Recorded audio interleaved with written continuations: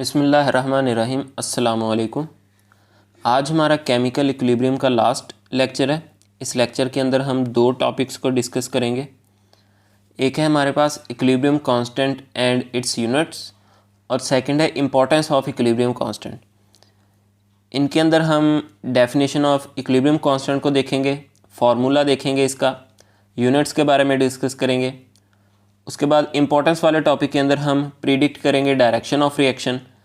उसके बाद हम एक्सटेंट ऑफ रिएक्शन के बारे में डिस्कस करेंगे। Equilibrium constant and its units. Equilibrium constant is a ratio of the product of concentration of products raised to the power of the coefficient. अगर हम अपनी डेफिनेशन के दो पोर्शन करें तो यहाँ तक हम पहले पोर्शन को रखेंगे। ये सेम उसी तरह है जिस तरह हमने लॉ ऑफ मास सेक्शन के सेकंड वाले पोर्शन में पढ़ा था। इक्विलिब्रियम कांस्टेंट एक रेशो है जिसके अंदर हमने क्या करना है कि हमारे पास जो रिएक्शन के अंदर प्रोडक्ट्स बनती हैं उस प्रोडक्ट्स की जो कंसंट्रेशन होती है उनको मल्टीप्लाई करना है। उसकी रेशो हमने लेनी है रिएक्टेंट्स की कंसंट्रेशन के प्रोडक्ट के साथ, ठीक है।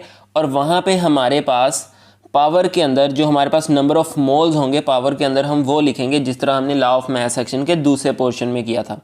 As expressed in the balance chemical equation के हमारे पास जो रिवर्सिबल इक्वेशन होगी, रिवर्सिबल रिएक्शन होगा वो बैलेंस्ड होगा, हमारी इक्वेशन बैलेंस होगी।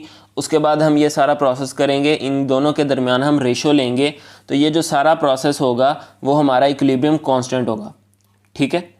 नेक्स्ट हमारे पास फार्मूले को देखते हैं। तो फार्मूला हम वही यूज़ कर सकते हैं जो हमने लॉ ऑफ मास सेक्शन में किया, क्योंकि इक्विलिब्रियम कांस्टेंट हमारे पास वही है तो इसलिए हम फार्मूला भी वही यूज़ करेंगे।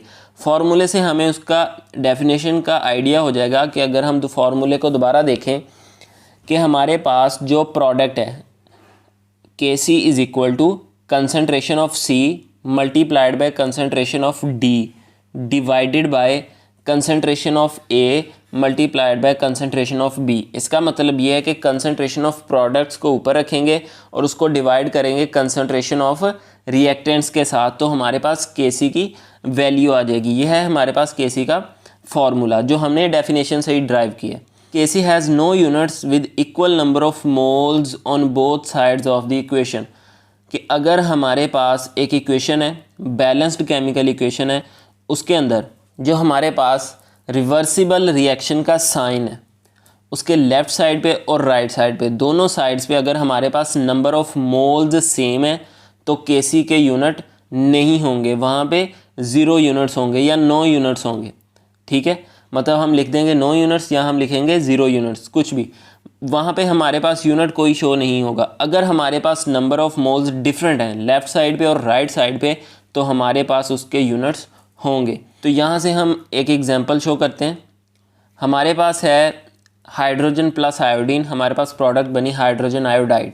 तो हमने उसे एक्सप्रेशन में लिख दिया कि हमारे पास ऊपर प्रोडक्ट आएगी और प्रोडक्ट की पावर में हम नंबर ऑफ़ मोल्स को लिखेंगे। नीचे हमारे पास रिएक्टेंट्स आएंगे, रिएक्टेंट्स के साथ हमारे पास नंबर ऑफ़ मोल्स 1 है तो पावर में 1 लिखें या ना लिखें कोई फ़र्क नहीं पड़ता, ठीक है। अब हमने यूनिट्स निकालने यहाँ से Kc के। हमने लॉ ऑफ मास सेक्शन के अंदर पढ़ा था कि हम कंसंट्रेशन को किस यूनिट से रिप्रेजेंट करते हैं, मोल पर डेसीमीटर क्यूब से। तो यहाँ पे हम पुट करेंगे मोल पर डेसीमीटर क्यूब यूनिट्स। यहाँ पे हमने हाइड्रोजन आयोडाइड की जगह पुट किया मोल पर डेसीमीटर क्यूब उसका स्क्वायर जो हमारे पास ऊपर वैल्यू में है। नीचे हमने हाइड्रोजन की जगह यूनिट्स पुट किए मोल पर डेसीमीटर क्यूब, आयोडीन की जगह हमने पुट किया मोल पर डेसीमीटर क्यूब। आंसर हमारा आया नो यूनिट्स। नो यूनिट्स किस तरह आया कि हमारे पास ऊपर स्क्वायर है, नीचे दोनों वैल्यूज़ सेपरेट हैं, दोनों की पावर 1 है। हमारे पास बेस सेम हो तो पावर Z हो जाती हैं, तो ये भी दोनों मिलके स्क्वायर बनाएंगी तो हमारे पास ये सारी वैल्यूज़ कैंसिल हो जाएंगी। तो हमारे पास आंसर क्या आएगा 0 यूनिट्स आ जाएंगे हमारे पास, यहाँ पे कोई यूनिट्स नहीं होंगे। अगर हमारे पास कोई ऐसी इक्वेशन हो जिसके अंदर लेफ़्ट और राइट साइड पे नंबर ऑफ़ मोल्स डिफरेंट हो, एक साइड पे 2 हो एक साइड पे 3 हो, तो हमारे पास कोई ना कोई यूनिट्स लाजमी आएंगे। यहाँ पे कोई नहीं आए क्योंकि हमारे पास जो है नंबर ऑफ़ मोल्स सेम है बोथ साइड्स पे। नेक्स्ट है हमारे पास इंपॉर्टेंस ऑफ इक्विलिब्रियम कांस्टेंट, कि हमारे पास जो इक्विलिब्रियम कांस्टेंट है Kc है, इसकी इंपॉर्टेंस क्या है। Direction as well as extent of the reaction can be predicted. Equilibrium constant जो है हमारे पास इसकी हेल्प से, इसकी मदद से हम रिएक्शन की डायरेक्शन भी बता सकते हैं और एक्सटेंट के बारे में भी डिस्कस कर सकते हैं कि हमारे रिएक्शन की डायरेक्शन किस तरफ है या उसकी हद कितनी है कि वो कहाँ तक कंप्लीट हो चुका है या कंप्लीट नहीं हुआ। ये सारी चीज़ें हम इक्विलिब्रियम कांस्टेंट से जज कर सकते हैं। फर्स्ट है हमारे पास predicting direction of a reaction. हमने रिएक्शन की डायरेक्शन बतानी है इक्विलिब्रियम कांस्टेंट की हेल्प से। Consider the gaseous reaction of hydrogen with iodine. वही वाला जो हमने ऊपर इक्विलिब्रियम कांस्टेंट के यूनिट्स फाइंड आउट करने के लिए रिएक्शन कंसीडर किया था, हम उसको दोबारा कंसीडर करते हैं कि हमारे पास हाइड्रोजन है प्लस आयोडीन है, हाइड्रोजन आयोडाइड है, तो हमारे पास Kc की वैल्यू कितनी है 57 एट 500 केल्विन। ये हमें नोन है, ये हमें साइंटिस्ट ने दिया है, या हम ये कह सकते हैं कि हमारे पास ये कैलकुलेटेड वैल्यू है जो हमने पहले से फाइंड की हुई है। ठीक है, ये एक वैल्यू हमें पहले से दी गई है, एक वैल्यू हमने खुद कंसीडर करके बनानी है। हम दोनों को कंपेयर करेंगे फिर हमें डायरेक्शन का पता चलेगा। एक बात आपने याद रखनी है कि ये जो Kc की वैल्यू हमें बताई गई है ये इक्विलिब्रियम के हिसाब से बताई गई है कि आपका रिएक्शन जो है इक्विलिब्रियम पे पहुंच चुका है। इक्विलिब्रियम पे कब जाता है हमारा रिएक्शन? जब हमारा forward reaction is equal to reverse reaction होता है। तो इसका मतलब है ये जो रिएक्शन है ये इक्विलिब्रियम के ऊपर है और वहाँ पे Kc की वैल्यू 57 है 500 केल्विन टेम्परेचर पे। अब हमने क्या करना है कि हम एक और रिएक्शन करवाएंगे यही वाला और हम उसे इक्विलिब्रियम पे नहीं जाने देंगे। इक्विलिब्रियम पे जाने से पहले हम उसमें से ये जो हमारे रिएक्टेंट्स हैं या प्रोडक्ट हैं हम उसे सेपरेट कर लेंगे या हम उस रिएक्शन को डिस्टर्ब करेंगे ताकि वो इक्विलिब्रियम पे ना पहुँचे। Suppose concentration of the components of the mixture are. हमने क्या किया कि हमने रिएक्शन को इक्विलिब्रियम पे पहुंचने से पहले डिस्टर्ब किया या हमने उसमें से अपने जो हमारे कंपोनेंट्स हैं उनको निकाल लिया, उनकी कंसंट्रेशन को सपोज कर लेते हैं। हमारे पास जो हाइड्रोजन है हमने उसकी कंसंट्रेशन सपोज कर ली कि हमारे पास है 0.10 मोल पर डेसीमीटर क्यूब। आयोडीन की हमारे पास कंसंट्रेशन क्या है 0.20 मोल पर डेसीमीटर क्यूब। अब साथ में यहाँ पे एक टी लिखा हुआ है स्मॉल, इसका मतलब ये है कि हमने रिएक्शन को इक्विलिब्रियम पे नहीं पहुँचने दिया। रिएक्शन स्टार्ट हुआ कुछ टाइम के बाद, वो सेकंड्स हो सकते हैं, वो मिनट्स हो सकते हैं कि हमने कोई भी रिएक्शन करवाया तो कुछ मिनट्स के बाद इक्विलिब्रियम पे पहुंचने से पहले हमने उस रिएक्शन को रोक के उसमें से कंपोनेंट्स निकाल लिए और सपोज कर लिया कि हमारे पास ये उनकी वैल्यूज़ हैं। और हाइड्रोजन आयोडाइड हमारे पास कितना बना हमने सपोज कर लिया 0.40 मोल पर डेसीमीटर क्यूब। ये सारी हमारी सपोज्ड वैल्यूज़ हैं कि आफ्टर सम टाइम हमारे पास ये वैल्यूज़ आ गई हैं, अभी रिएक्शन इक्विलिब्रियम पे नहीं पहुँचा। तो हमने क्या किया कि हमने यहाँ पे वैल्यू निकाली QC की। अब QC क्या चीज़ है? Kc होता है हमारे पास इक्विलिब्रियम कांस्टेंट।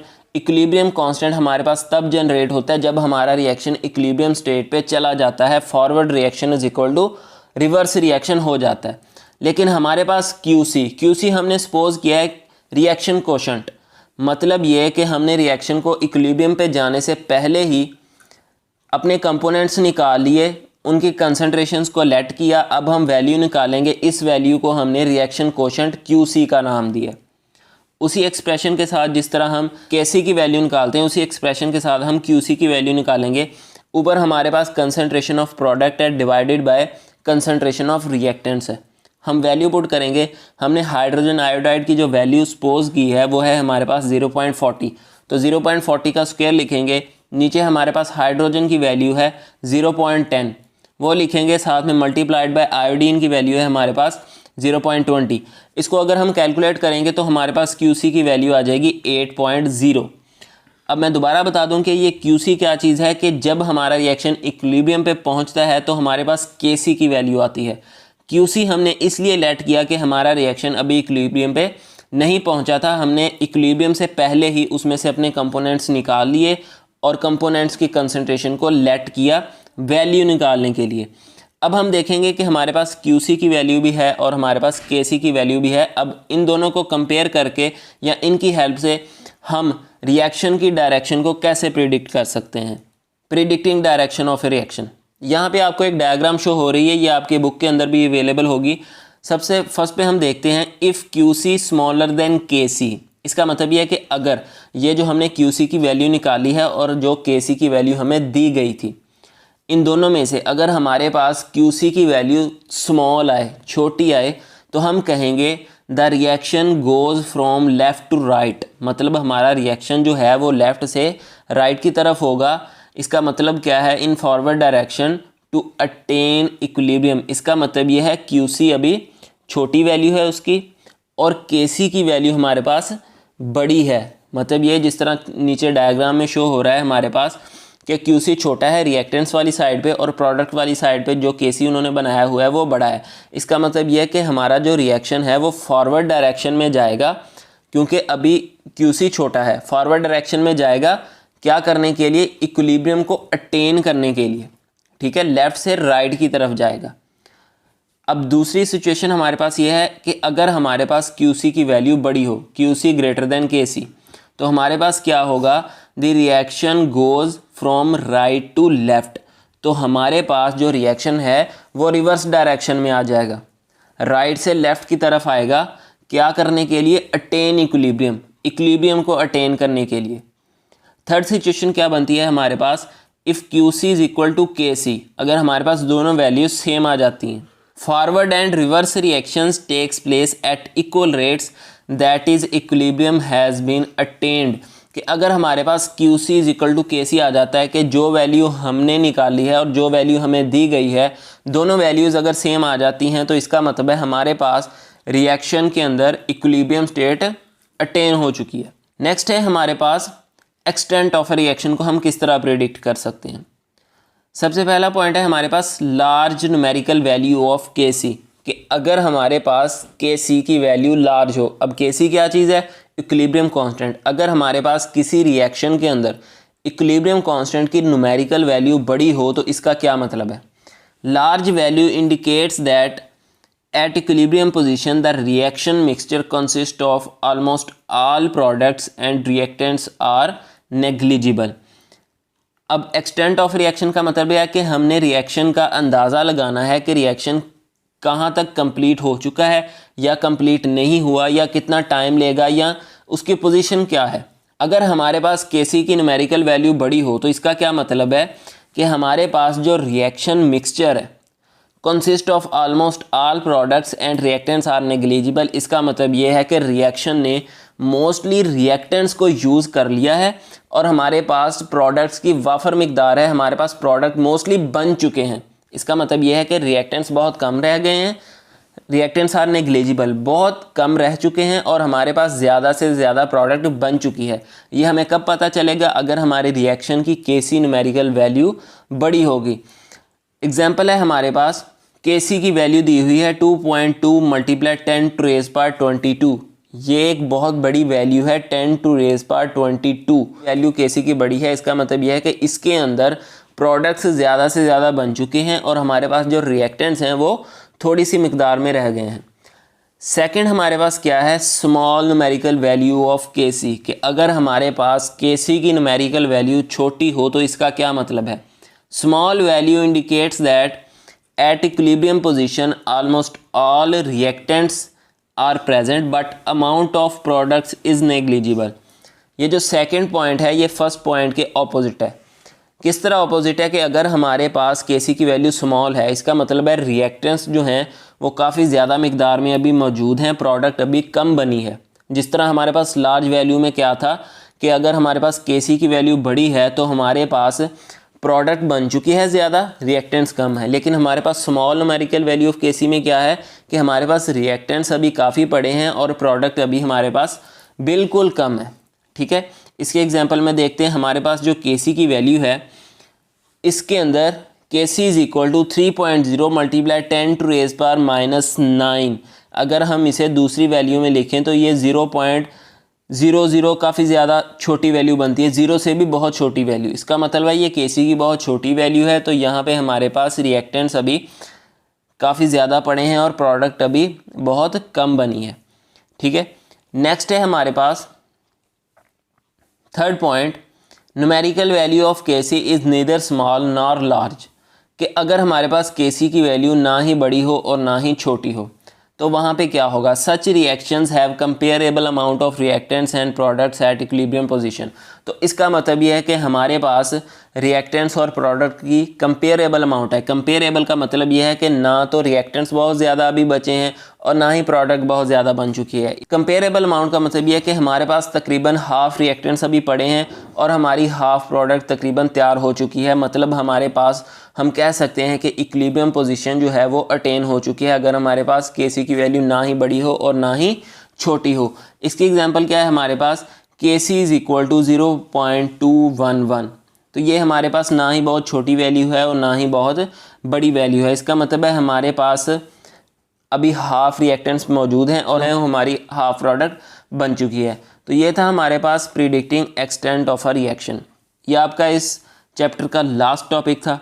अगर आपकी कोई सजेशन है या आपने इस चैप्टर में से कोई और चीज़ पूछनी है तो वो आप वो भी कमेंट सेक्शन में पूछ सकते हैं। और इंशाल्लाह हमारा जो सेकंड चैप्टर है एसिड बेस एंड साल्ट्स वाला, वो हम नेक्स्ट लेक्चर से स्टार्ट करेंगे।